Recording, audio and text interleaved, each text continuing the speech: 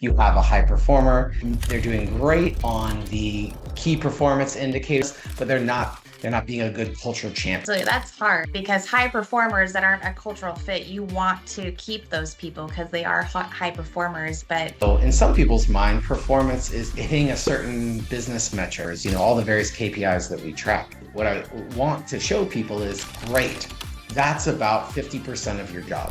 it really comes from a place of, are you invested? And we have used the phrase of, are you on the bus or off the bus? Like, where are we going?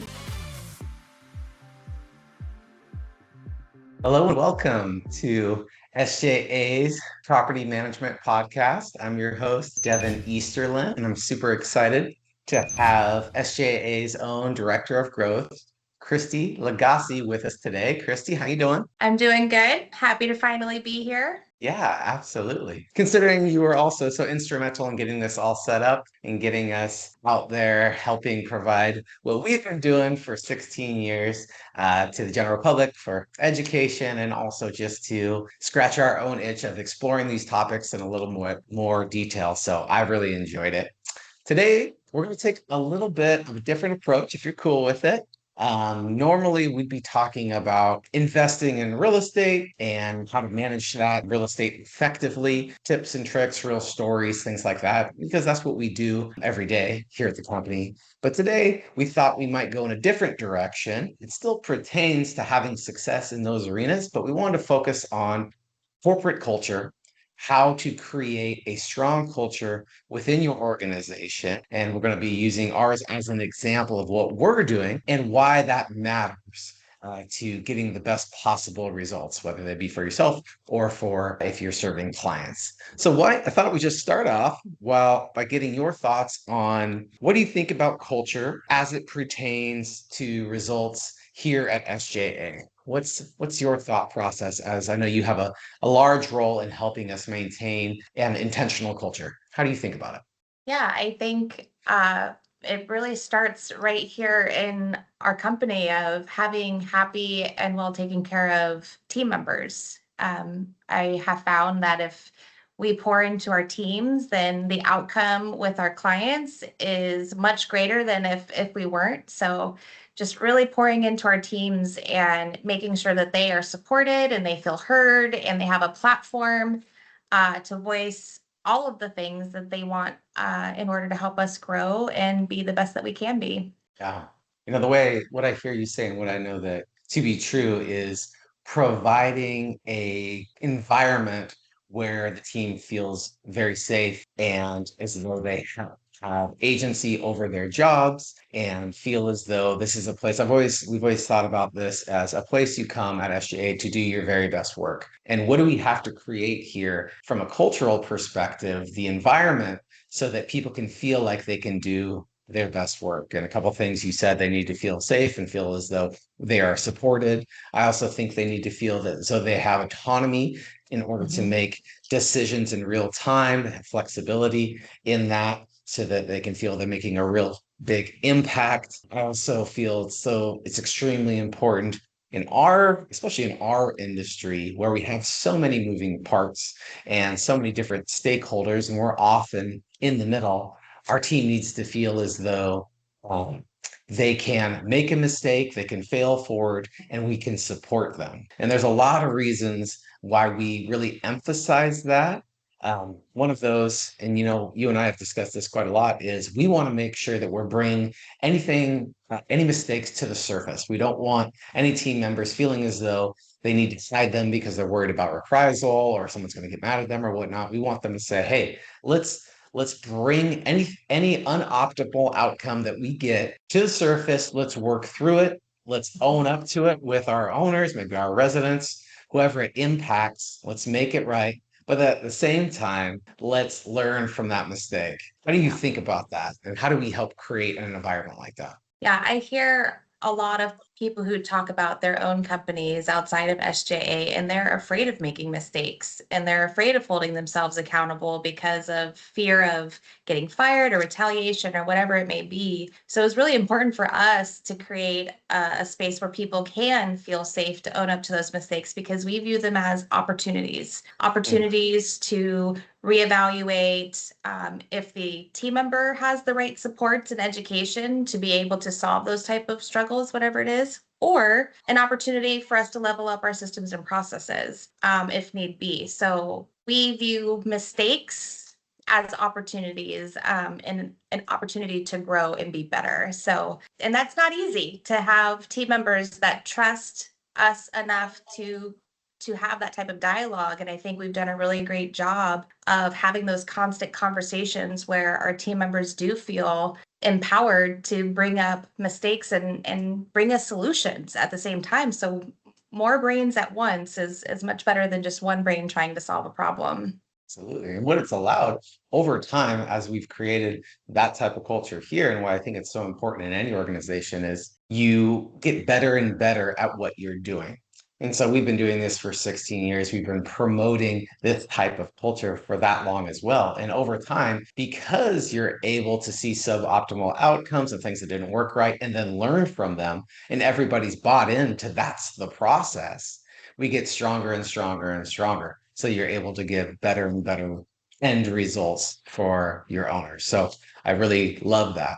So, Christy, one thing I know that's extremely important to us and really helped shape a culture of performance is incorporating accountability. And so we're moving that into our culture, making sure that's a part of it. And we don't feel as though holding people accountable is a negative. It's actually a positive, and it's what really good A players want. They want to be held accountable. They want to have agency. How do you think about accountability as it pertains to culture? Yeah, I mean, I think our owners are trusting us with one of their biggest assets. And so we are accountable to our owners and our tenants every day to provide excellent service, to make sure that their assets are protected, and we are doing the best by them every single day. And it's one of the reasons that we have our 8 guarantees, because that's the standard that we're holding ourselves accountable to in order to provide the best results for all of our clients. And we don't sway from that. We live and breathe those 8 guarantees. Think, when I think about accountability as we see it and as we talk about it, it's also about agency, taking ownership of the results that we get.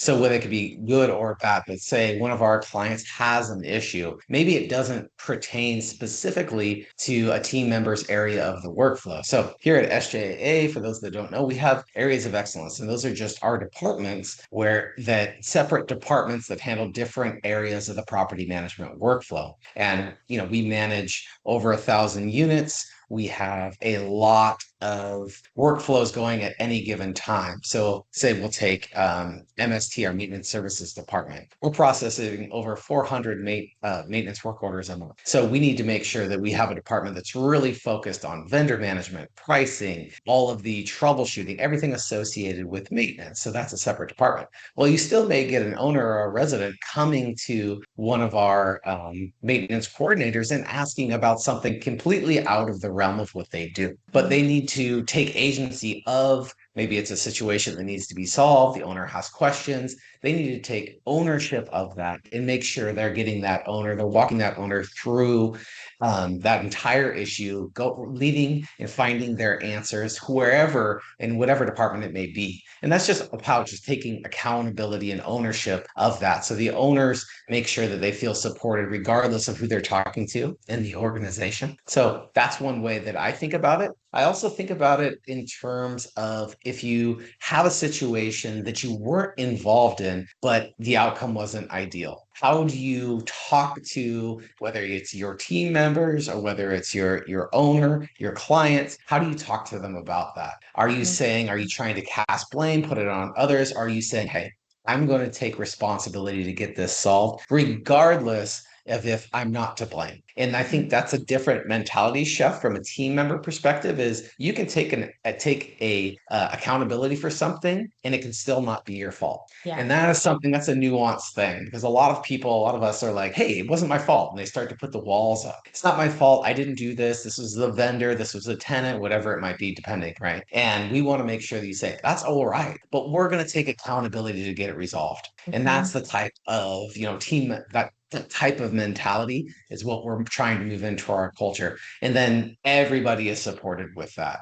You take away that feeling of blame or your fault, my fault. It's not. We all just take accountability to get things done for sure. Yeah, and I think something that we do really well is even though we have different departments, we are a very close team. We're constantly communicating cross departments. The maintenance department knows the sales department, knows the onboarding department, and everybody's constantly communicating. So where you might be used to having to get transferred between departments and the right hand doesn't know what the left hand is doing, here even though everybody has their area of excellence, we are able to communicate very smoothly because we are all in the know, and are able to help the clients if something does go wrong or if just somebody has a question or something goes right. And we need to be able to tell maintenance that they had a question, or I'm going to get the answer from maintenance because they're just a click away or a phone call away. So I think we do the cross department communication really well. Mm-hmm. And that is one of our core values, dealing with communication and communicating with positive intent. And just the idea that in a business like property management we're in, communication is probably one of the most important areas that you need to be excellent at for your clients. Your clients are expecting quality communication. This is, like you mentioned, a large asset. They have trusted you to take care of that. They're going to want proactive communication, and that's one thing that we put a lot of emphasis on is communicating what's going on before someone asks and making sure that they're getting regular updates when it really matters. And then when they're reaching out, how quickly do we respond? Are we taking that? Is that a high priority for us? Is someone taking that from start to finish so everyone feels as though their questions are getting asked timely manner? And that's something, you need to impart on your teams because they have to understand the why behind that. Why is that so important to an owner? Right. And when you're dealing at volume in any business, while you may have several owners that you're working with, you have to make that particular client understand that it does matter to them. Their concerns are absolutely valid, and you're going to be very prompt and effective with your communication with them. Absolutely. Nice. Well, Chrissy, so another area of our culture that is very important to us is performance. And we don't think of this as a negative. Being able to perform and do your best work here at SJA is just part of what we expect. And when people are challenged to really step into doing their best work, we find really good results that come from that. I know that you've put a lot of effort and time into making sure that we continually improve.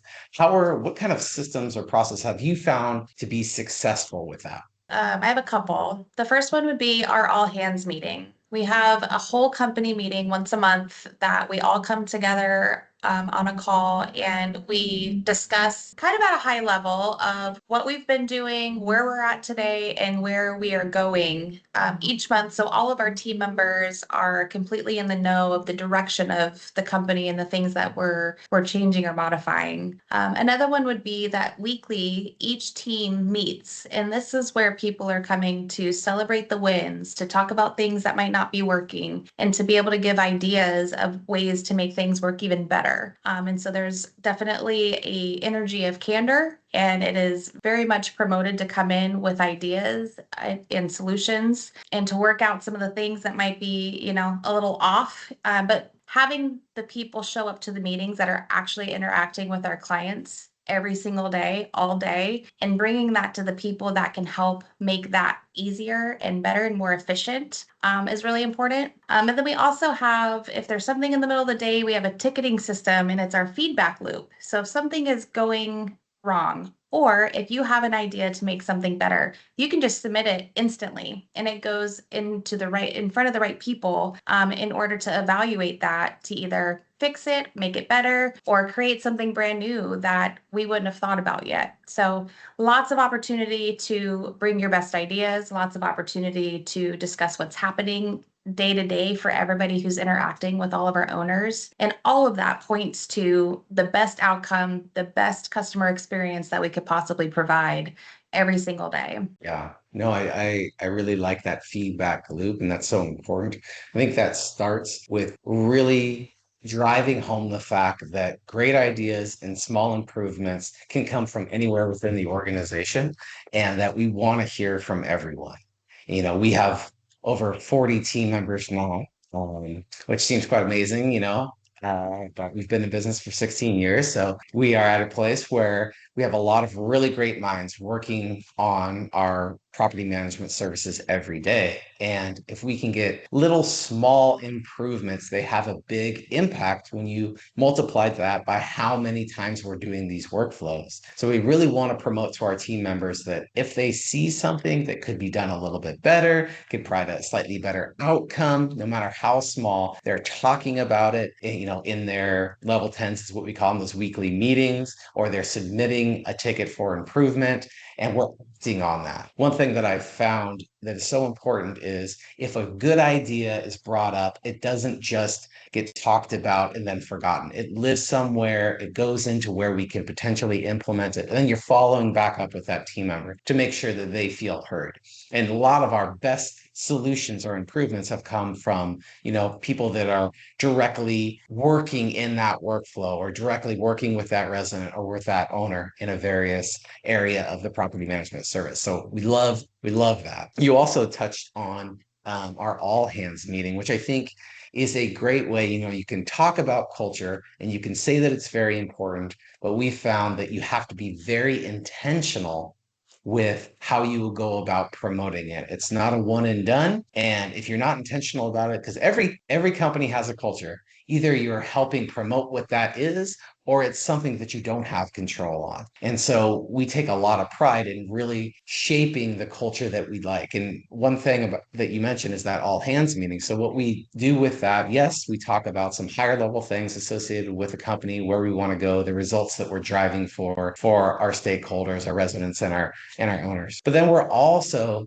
jumping into small breakout groups. Well, we'll talk about one of our key fundamentals, and we have 26 fundamentals that deal with how we provide excellent service, how we treat each other, both team members, our clients, our residents, and how we go about the work that we do to make sure it's excellent. So by breaking into those small groups, even though you have 40 people, everybody gets a chance to talk. What does this fundamental mean to me? And how do I apply it in my work? And then we'll all come back at the end of that breakout sessions and we'll share those ideas as one big group.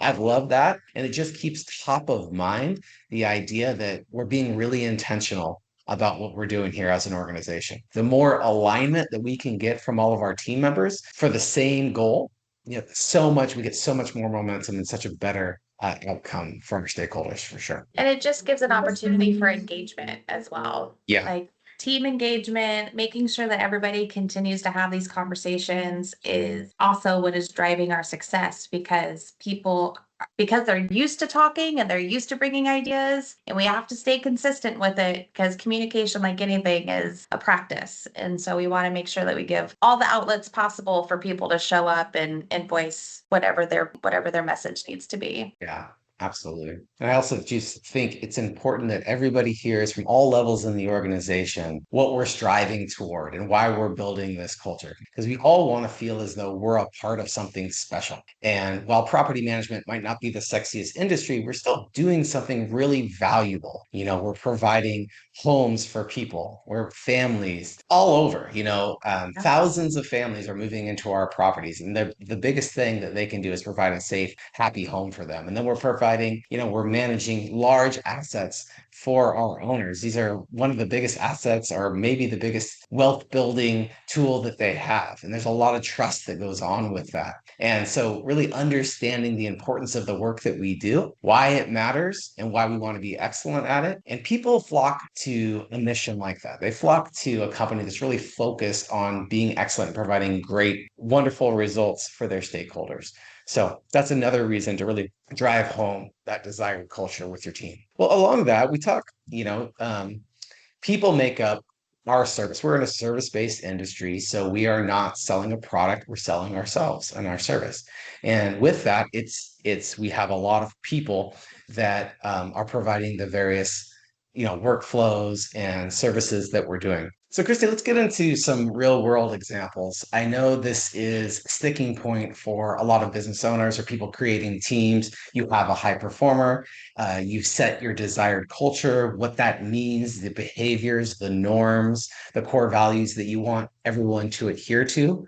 And you have someone that is not, they're doing great on the key performance indicators when it comes to getting the result from doing the actual business, but they're not meeting what you believe. They're not being a good cultural champion. So, what's an example of that you've seen in the workplace of someone that what kind of things would let you know that they're not living the culture? Absolutely. That's hard because high performers that aren't a cultural fit, you want to keep those people because they are high performers. But when you have somebody that is having a really negative interaction with team members and they're very accusatory or finger pointing rather than coming with curiosity or solutions, that can be really hard because that's the opposite of the culture that we have created. And so it's really about coaching them up and giving them the opportunity to meet the expectations, understand the expectations.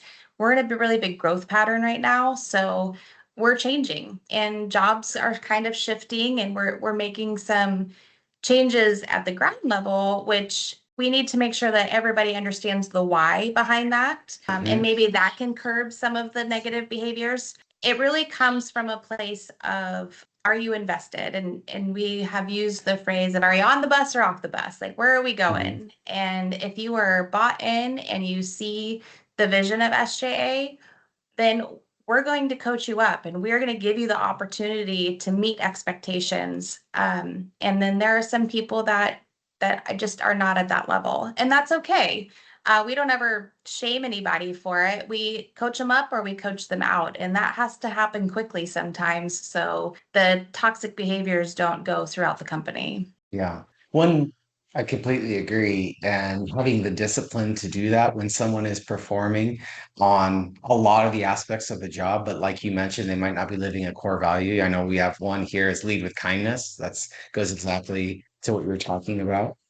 We also have challenge, embrace change because that's another thing. When you're in a small business, a growing business, you're going to have to be dealing with change, and your job might look different, 2 months from now than it does right now. And how do you handle that? How do you work through that?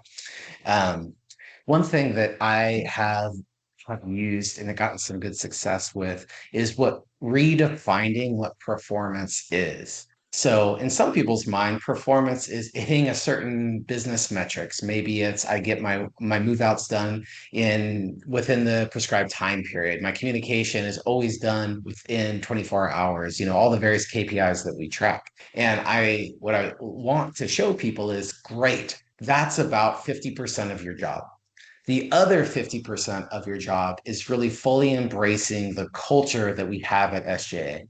Because, like you mentioned, one person that's eroding that or actively working against your desired culture has a really big impact, not only on them, but also on the team and also on the clients and how they feel about the organization that they're working with. It can be really start to deteriorate everything that you're doing. And people start to see, oh, wow, you're allowing this person, you say that these things really matter to you, but you're allowing this person to act in a way that's contrary to that.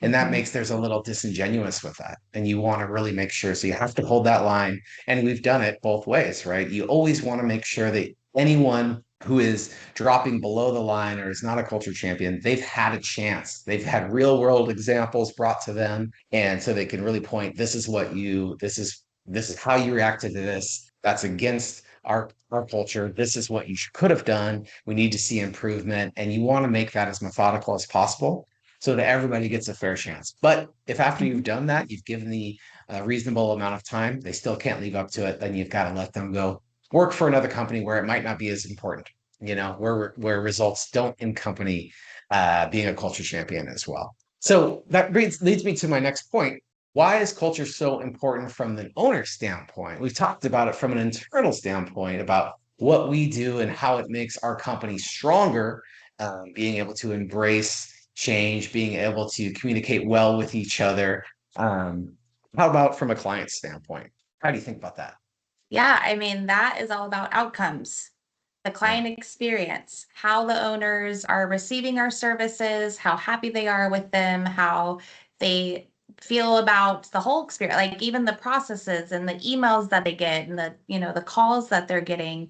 It all matters. And if you have a team with a solid culture, then your owners and your clients, they're going to feel that.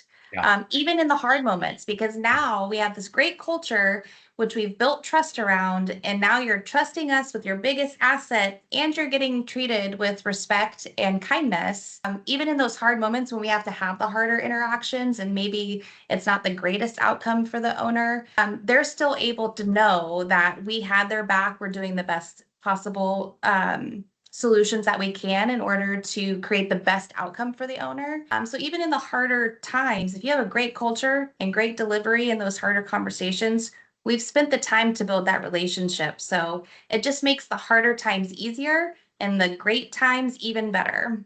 And we've all had, all of us has worked with many, many, many different companies and, throughout our days. And we know the ones where that you can tell that company has a really strong culture. It comes off of those employees and those team members. I think a lot of that is, can you tell that the person really gets satisfaction and enjoyment from their job, regardless of what it is?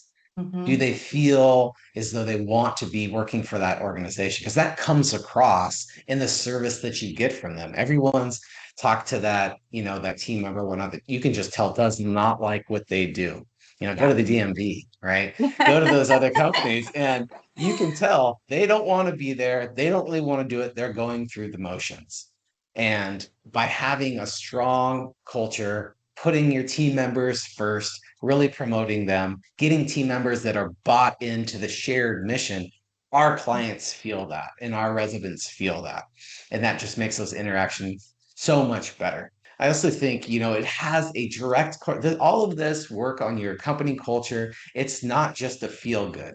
It actually it's a twofer. Not only is it a better place to work, you're having better interactions, you're dealing with people that really want to excel in their positions, but you're getting better outcomes for your stakeholders, for your owners, because we can, and that's what it's all about. People that are really bought in, are you going to get better outcomes consistently for your owners, which is just a wonderful win-win.